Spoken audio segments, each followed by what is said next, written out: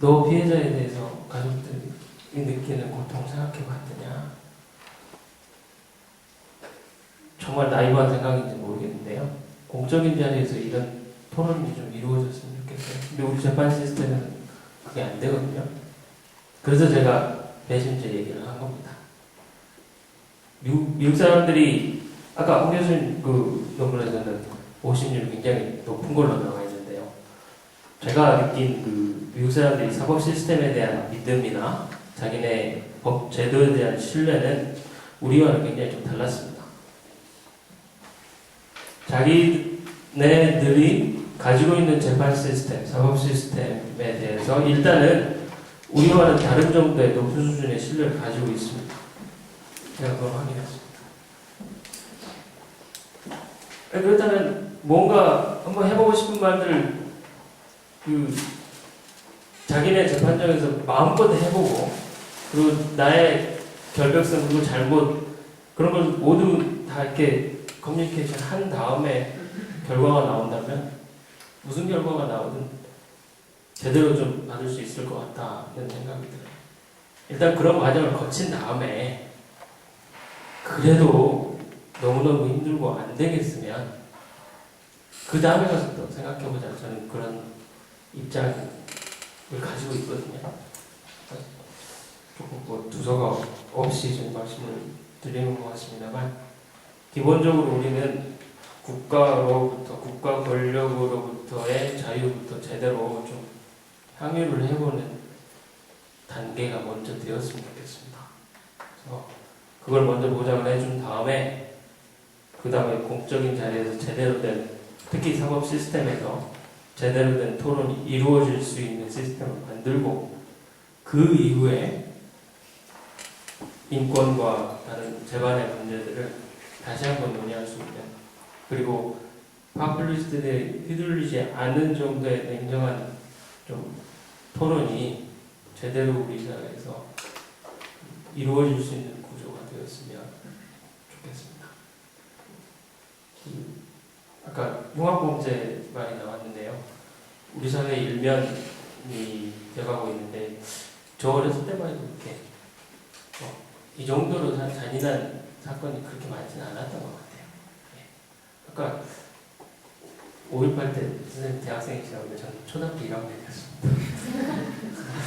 들었을 때 차 타고 이렇게 돌아다니는 거 보면 뭘까 이러고 공터에 놀러 나갔다가 부러진 총 버려진 걸 이렇게 주고 총장들이 잡혀갈 뻔했습니다. 근데 그때는 이 정도의 상황이 없었거든요. 근데 이게 뭘 말해주는가 하면 미국이나 일본이나 뭐 다른 유럽은 제가 잘 모르겠습니다만 선진국이라고 불리는 나라일수록 오히려 그 이면에 사람들이 제대로 교류하지 못하고 사람이 자기가 이렇게 사회 속에서 밑바닥에 정체되었다고 느끼는 사람들의 수는 더 많아지는 것 같아요. 그래서 그 사람들이 소위 묻지마 범죄, 해악 범죄라고 그러죠. 헤이트 크라임이라고 그러죠. 선진국일수록 더 많아지는 거죠. 근데 우리는 국민들의 특성상 열받으면 막 성질 내거든요. 막 뭐 욕하고 성질 내 이게 건강한 거라고 생각해요. 제대로 좀 스트레스를 풀고 하나도 이런 시스템이었는데 우리가 점점 선진국화 되면서 우리도 이제 막 헤이트 크라임을 이렇게 걱정해야 될 시기에 막 접어드는 것 같아요. 근데 이런 헤이트 크라임을 그냥 다 잡아다가 죽이는 걸로 해결을 해야 되느냐. 여기에 대한 연구도 지금 부족하고 제대로 된 사회가 이걸 대응을 할 마음 자세도 안 돼 있고 이제 점점 이런 상황은 더 많이 드러날 텐데 많이 초보적인 것 같습니다. 공부도 많이 돼야 될 것이고 제대로 된 얘기도 많이 해야 될 것이고 그런 어제의 세팅이 먼저 돼야 되지 않을까 그런 생각을 합니다. 예, 저는 10분 딱 지키겠습니다. 감사합니다.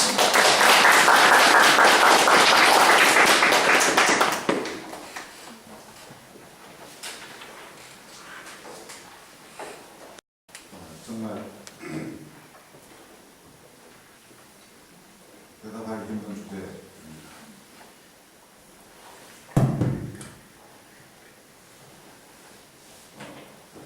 저는 설교나 뭐 이런 거 준비할 때 상당히 감명받은 부분이 뭐냐면은 아벨을 죽인 카인에 대해서 카인이 아까 두려워하는 게 나오죠. 그것은 사람 피는 피로 이렇게 한 이렇게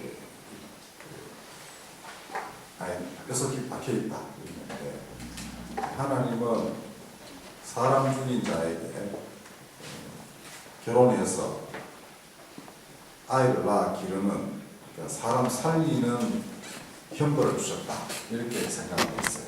아주 장기간 동안. 그리고 그런 생각에 담대했을 때 하나님만이 하실 수 있는 일이다. 느꼈습니다. 그리고 제 마음으로는 그 동의를 해요. 그리고 예수님이시라면 과연 사형에 동의를 하실까? 라고 생각해보면 결코 그러시지 않으리라고 생각이 돼요. 그렇지만 우리가 역사를 공부하면서 과거에 일어났던 무수히 많은 범죄들, 그렇죠? 그다음에 사법살인을 할 만한 일종의 사형이라 하지 않고 처형이라고 하는 그런 또 다른 정의의 이름을 쓴 무자비한 산류, 그다음에 그 법조차도 없는 정복 전쟁에서의 처절한 결과들, 이런 걸 생각하면 사람이 사람을 죽인다는 것이 과연 합당한 것인가에 대해서 굉장히 회의하게 되고 그런 집단적 범죄에 대하여 격렬히 분노하게 되는데 이미 수없이 많은 세월이 흐른 뒤이고 수많이 떨어져서 일어난 일이라 할지라도 오늘 살아있는 사람의 마음속에 되살아나는 거더라고요. 그리고 만약에 이것이 나와 아무런 혈연적, 시간적, 공간적 관계도 없는 사건임에도 불구하고 사람 마음속에 되살아날 때 분노가 있단 말이죠. 근데 하물며 자기가 어떤 관련이 있는 사람의 경우에 그거는 때때로 도저히 평생토록 치유할 수 없는 그런 트라우마라는 거죠. 이런 걸로 남아있으라고 생각합니다. 물론 그런 것이 사형이라는 어떤 그런 물리적 어떤 엑스큐션에 의해서 치유된다고 생각하지 않습니다. 그러나 그것마저 없다면 인간은 영원히 트라우마에서 벗어날 수 없을지도 모른다는 생각도 들어요. 벗어나려면 우리는 아마 성인이 돼야 될 거예요. 모든 사람이 성인이 되기 이전인데 그렇게 될 수도 없는 상황에서 잠정적인, 그러니까 종말론적인 미래를 설사 기대하더라도 우리는 지금 현재를 살고 있으니까, 그리고 법은 현재에 적용되어야 할 규범 아닙니까? 그래서 그게 우리의 고민이죠. 그래서 때때로 저는 어떤 사형이어야 하는가라는 생각을 하게 돼요. 프랑스 대혁명 이후에 프랑스는 격변지마다 기본 단위가 10,000명 단위의 수만 명씩의 과거사 척결 이런 걸 한다라고 제가 들었습니다. 근데 그게 다 법의 이름 하에서 이루어진 일들이고, 근데 우리나라에서 예외가 아니죠. 제가 법철학 시간에 가끔 고온의 만인고 여러 부분을 이렇게 읽어주는 경우도 있는데, 한쪽 페이지는 이제 유교 전후하여 저쪽에서 내려와서 이장 딸 죽이고, 그 다음 날 이쪽에서 가서 이장 딸 죽인 보드연맹 딸 죽이고, 둘은 나란히 무덤 있고, 그 이름까지 신명이 거론된 장면이 있단 말이에요. 그러니까 고온도 해명이 안 되는 기죠. 둘이서 어떻게 같이 죽기 전에 학교 같이 다니면서 저렇게 노래 부르던 그날을 어떻게 회복할 수 있는가? 답이 없단 말이에요. 그러니까 그거랑 서로의 처형자들을 또다시 처형하는가? 서로 그렇게 처형했어요. 그런 의미에서 궁극적으로는 어떤 처제이든 간에 사형은 용인되지 않는 게 합당하죠. 만약에 복수가 복수를 하다 보면 그렇다고 생각이 됩니다. 그래서 나는 정말 잘 모르겠다, 답이. 아까도 얘기했지만 나는 사형 존치론자일지도 모른다는 생각을 합니다. 그러니까 내 마음을 이렇게 가만히 관조를 해보면 내 마음속에 그런 게 있단 말이죠. 난 자신이 없어요. 폐지론자가 될 자신이 없다는 겁니다. 대신에 신심의 어떤 순간에, 신심이 그게 이르는 순간에는 충분히 되긴 해요. 누구도 다 용서할 수 있을 것 같고 다 됩니다만, 그러나 때때로 보통 사람이 되거든. 그리고 많은 사람들은 보통 사람의 상태로 삶의 대부분을 보낸단 말이죠. 그죠? 우리는 우리가 알고 있는 법, 우리가 만들고 또 지켜내야 하는 법은 그 보통 사람의 삶의 시간에 적용되는 법이에요.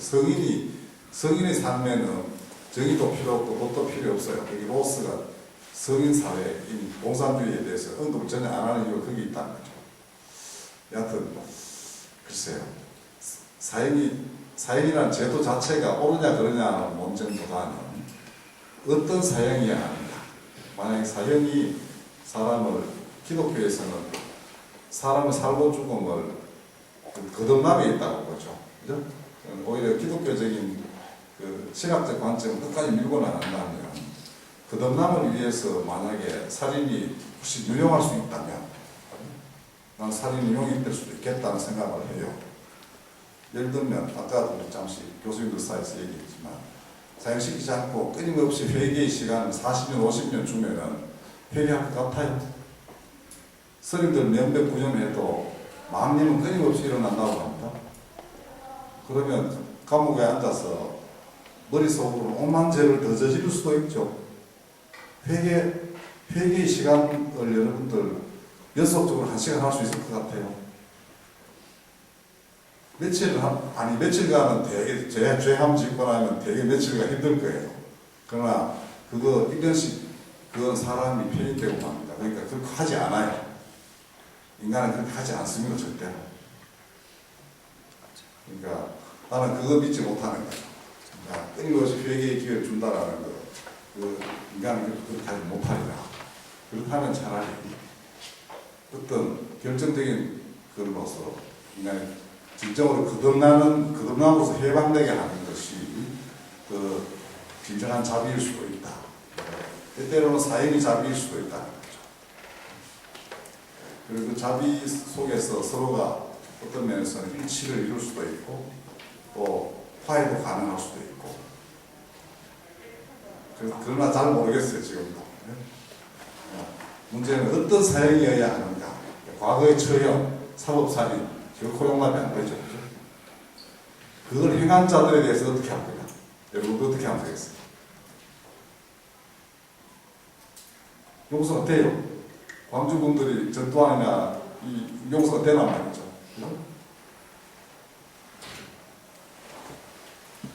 그러면 죽여야 돼요. 살려놓고 회개를 하라 하면 회개하나요? 안 하잖아. 그럼 어떻게 해요? 그럼 역사의 심판이 있죠. 추추의 필법으로 역사의 붉은 줄을 걷는 게 있죠. 그게 이제 그건 명예살인 아닙니까? 옛날에 명예살인제도 있었어요. 소트가 집어넣는 군대가 그건 이제 죽었는데 살아있어도 죽은 것처럼 방화문 내에서 그렇게 해요. 법조사에서는 그제 들어보신 적 있어요? 저는 그런 것을 본 기억이 나는데 불 때는 신중에서 삶아 죽인 뒤에 삶아 죽이는 모습을 갖추어서 멀쩡해요. 그러니까 불을 실제 떼는 거 아닙니까? 그럼 집에 가족들 그 사람 데리고 집에 가서 장사하시고 지르시고 이렇게 해요. 살았을 때 죽은 적어도 그런 식의 형식적 그 사형제도는 있었던 거죠. 여러 가지